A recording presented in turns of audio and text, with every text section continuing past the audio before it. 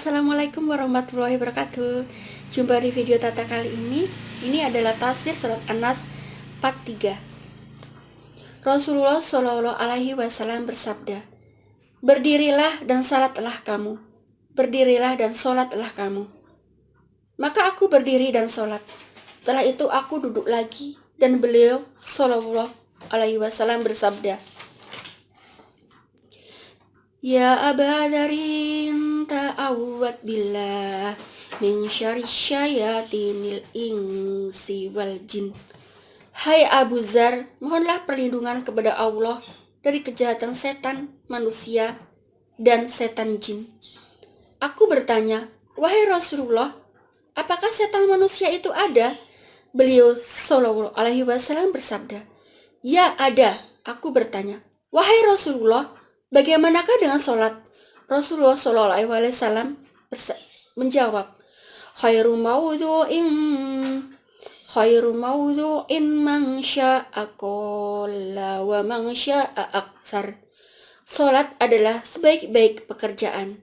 Barang siapa yang ingin mempersedikitnya atau memperbanyaknya, hendaklah ia melakukan apa yang disukainya dari sholatnya itu. Aku bertanya, wahai Rasulullah, bagaimanakah dengan puasa?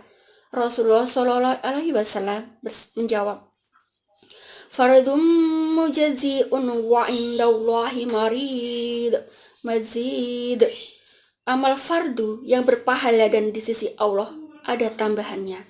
Aku bertanya, wahai Rasulullah, bagaimanakah dengan sedekah?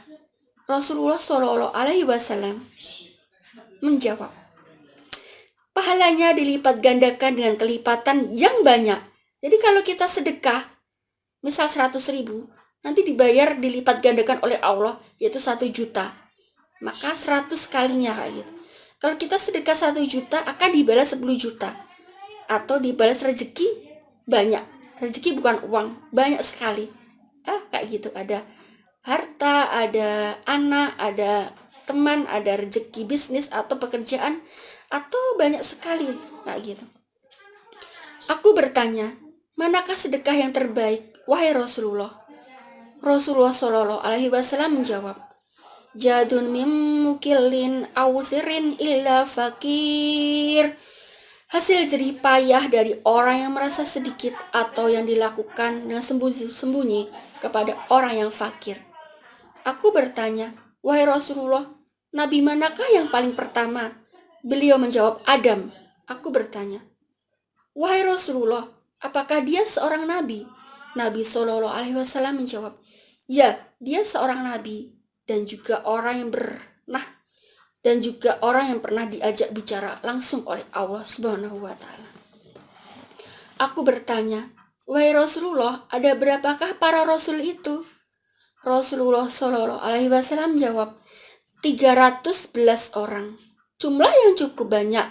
Di lain kesempatan beliau Shallallahu Alaihi Wasallam atau Nabi Muhammad bersabda, 315 orang rasul. Jadi rasul itu ada 315 orang rasul. Aku bertanya, wahai Rasulullah, wahyu apa yang paling besar yang pernah diturunkan pada engkau? Rasulullah Shallallahu Alaihi Wasallam menjawab, ayatul kursi, Allahu la ilaha illa huwal hayyul qayyum. Ayat kursi yaitu Allah tidak ada Tuhan yang berhak disembah melainkan Dia yang hidup, kekal lagi terus-menerus mengurus makhluknya. Al-Baqarah 255. Imam Nasai meriwayatkan hadis ini melalui Abu Umar Ad-Dimaji dengan sanad yang sama. Hadis ini telah diriwayatkan dengan sangat panjang lebar oleh Imam Abu Hatim Ibnu Hibban di dalam kitab sahihnya melalui jalur lain, dan lafaz lain yang panjang sekali. Hanya Allah lah yang maha mengetahui. Imam Ahmad mengatakan telah menceritakan pada kami Waqi dari Sufyan dari Mansur dari Zar Ibnu Abdullah Al-Hamdani dari Abdullah Ibnu Shaddad yang mengatakan bahwa seorang lelaki datang kepada Nabi Muhammad SAW lalu bertanya, wahai Rasulullah, sesungguhnya dalam hatiku timbul suatu pertanyaan yang tidak berani aku katakan. Lebih aku sukai jikalau aku dijatuhkan dari atas langit daripada mengutarakannya. Ibnu Abbas mengatakan, melanjutkan kisahnya, bahwa lalu Nabi Shallallahu Alaihi Wasallam bersabda, Allahu Akbar, Allahu Akbar, Alhamdulillahilladzi radda kaidahu ilal waswasah. Allah Maha Besar, Allah Maha Besar. Segala puji bagi Allah yang telah menolak tipu daya setan hingga hanya sampai batas bisikan belaka.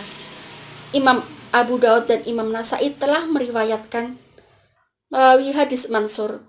Sedangkan menurut riwayat Imam Nasai ditambahkan Al-A'masi, keduanya dari Zar dengan sanad yang sama. Demikianlah akhir tafsir kitab Ibnu Katsir. Segala puji bagi Allah atas limpahan karunia-Nya dan segala puji bagi Allah Tuhan semesta alam. Oke, jadi setan itu tidak akan mengganggu kita kalau kita ingat Allah, kalau kita mendekat Allah, kalau kita dekat sama Allah atau ingat dengan zikir. Misal selalu sholat, selalu baca Quran, selalu zikir-zikir lainnya, sholawat, istighfar ataupun perbanyak semuanya, membersihkan hati, senang menyenangkan orang lain dengan sedekah, senang berpuasa, atau ketika bulan Ramadan puasa dan puasa sunnah lainnya, bila kita sudah mampu gitu, banyak mengingat Allah, maka setan itu akan mengecil. Dan kalau kita melakukan dengan bismillah kayak gitu, setan mengecil dan gak akan mengganggu kita. Itu ringkasannya. Oke, cukup sekian video dari Tata tentang tafsir Ibnu Katsir dari surat Anas. Semoga bermanfaat dan menginspirasi. Bila ada kata yang salah dari Tata, bila baik dari Allah. Wassalamualaikum warahmatullahi wabarakatuh. Bye.